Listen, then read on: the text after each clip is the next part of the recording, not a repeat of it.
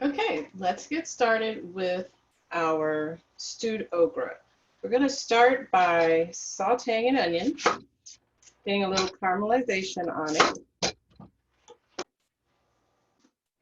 I'm using a sweet yellow onion here. I'm just going to slice it.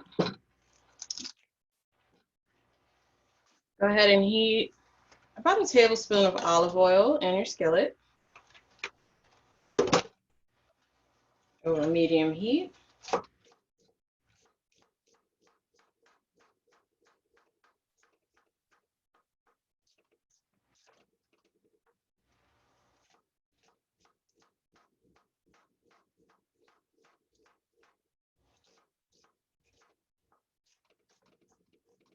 Okay, and while that onion is sauteing and picking up some color and flavor, we'll get the rest of our vegetables prepped. But I want to give those onions a head start. So let's spread them out in one layer.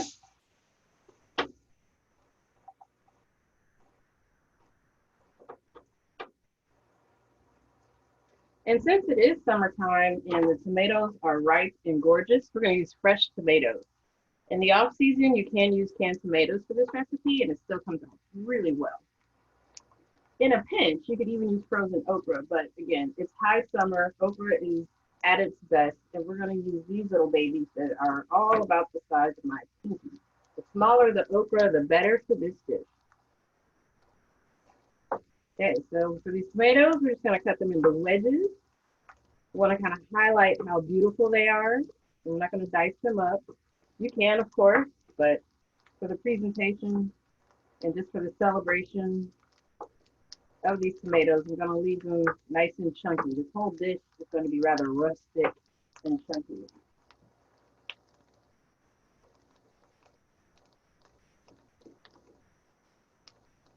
Go ahead and do 2 tomatoes for this. These are perfect. They're beautiful. I wait all year for gorgeous tomatoes like this.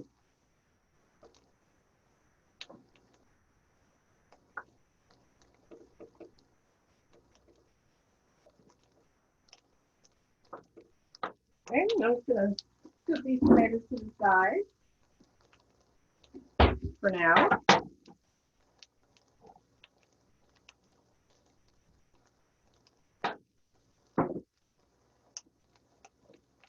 The recipe calls for a bell pepper, but again, we're cooking with the season, and I was lucky enough to get one of these out of my mother's garden. We call them longhorn peppers.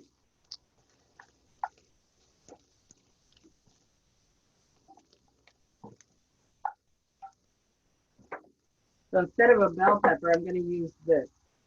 But just like any other pepper, I do want to take out the seeds and the membranes from inside. In this case, not so much that it's spicy, I just don't like the texture of biting into the seeds. And of course, you can save all of these seeds and membranes and plant more peppers. That's the beauty of starting fresh food. It's a gift that keeps on giving.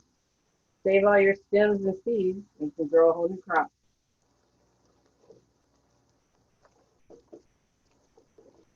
So I'm keeping an eye on these onions. Just slicing the pepper into strips so I can get sort of some small batons, about 1-inch pieces, like that. Beautiful. It's going to give us some nice pepper flavor, but this pepper doesn't have a lot of heat. If you wanted to go with a hotter pepper, you absolutely could.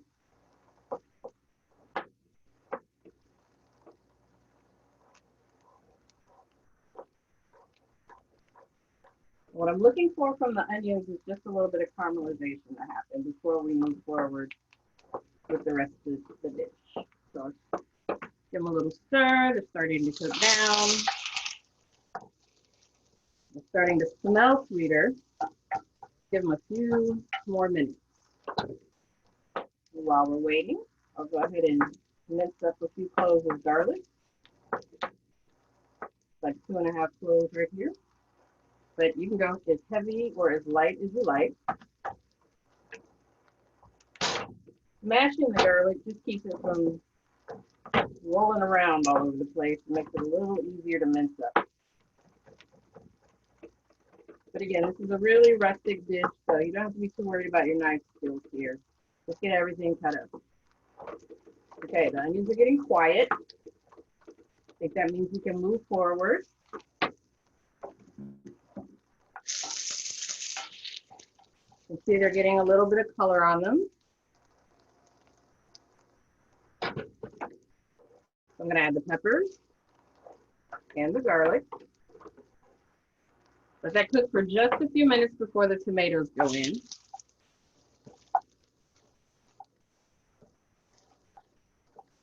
Want that garlic to get a little aromatic before we add the tomatoes, because their tomatoes are wet, got a lot of water. It's going to make all the caramelization stop. While we're waiting, I'm going to take these tiny little okra pods and split them in half, just like that. A lot of people are afraid of okra. They think it's slimy. The younger it is, the less slimy it is, and the less you cut it, the less slime you're going to get. So if they're really young and tender, I like to cook them whole, like this little baby here. If I had a bunch of them that size, I'd cook them whole. They're absolutely delightful. You don't have to trim the ends off, the tips, because they're so tender. All right, that garlic is getting aromatic. So let's add a little smoked paprika. Let that open up just a moment in the pan. And then the tomatoes can kind of go in and deglaze our pan with their natural juices.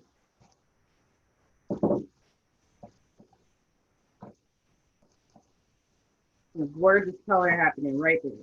Okay, arrange all of that in one layer so that the tomatoes can cook and their juices can kind of come out and make the pan sauce. Again, in the off season, just open up the can of your favorite diced tomatoes or even whole tomatoes that you're going to chunk up.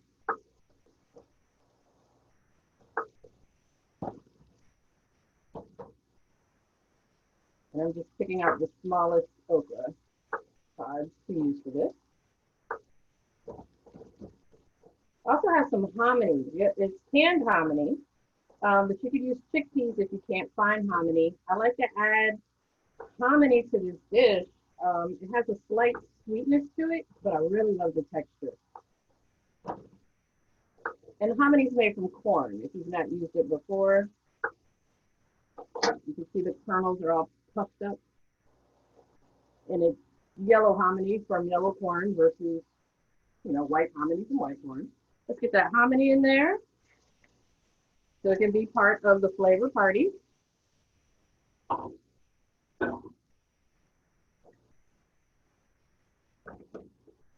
we'll go ahead and season this the first round with some salt and pepper.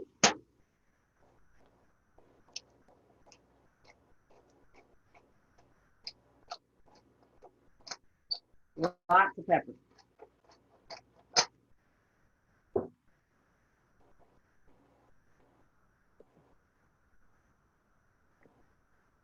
Okay, and then what I have left here is some fresh tarragon. Not always the easiest to find, but tarragon goes really well with okra. That was a wonderful surprise that I just stumbled across one day. If you can't find tarragon, use lots of basil. Like, don't even be shy. Chunk handful of basil in here, and I mean a big old handful, like you were cooking spinach. Chunk a big old handful of basil in here, and it will be absolutely delicious. Thyme also works. Sometimes we can't even get our hands on basil. But if you can get a hold of some dried thyme or fresh thyme, those are alternatives that you could use as well. But I love tarragon with okra. And I'm trying to use every single leaf that I can. Okay, so I'm going to save that for towards the end.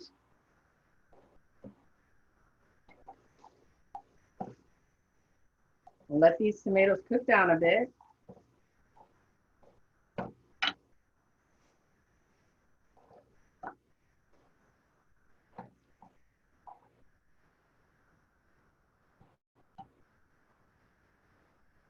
All right, and then the trick to okra also is that you either have a long cooking period or a short cooking period, but there's really nothing in between. So I'm gonna let this cook down a bit, then add the okra and the tarragon and put a lid on it and just let it cook for a few minutes.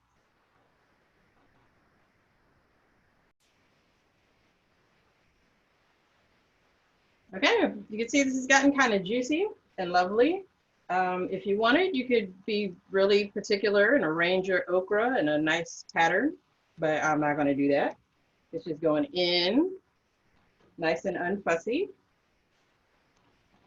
Try to stir it in. We'll get a lid on it. Another little pinch of salt and pepper. And just let it stew. Turn your heat down to sort of a medium low and let it go. And don't forget your tarragon. You could wait closer to the end on the tarragon because it will discolor, but I'm going to throw it in now for maximum flavor.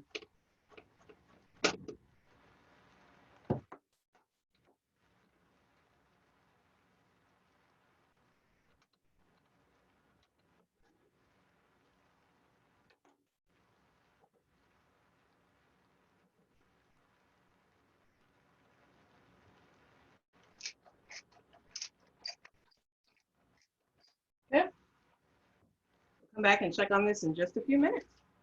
Once the okra is tender, it is done. If you're cooking and you feel like it's drying out, you can hit it with a splash of broth or water. And the okra will also turn a nice, lovely, gorgeous, bright green. So between the color and the texture, that's how you know it's done.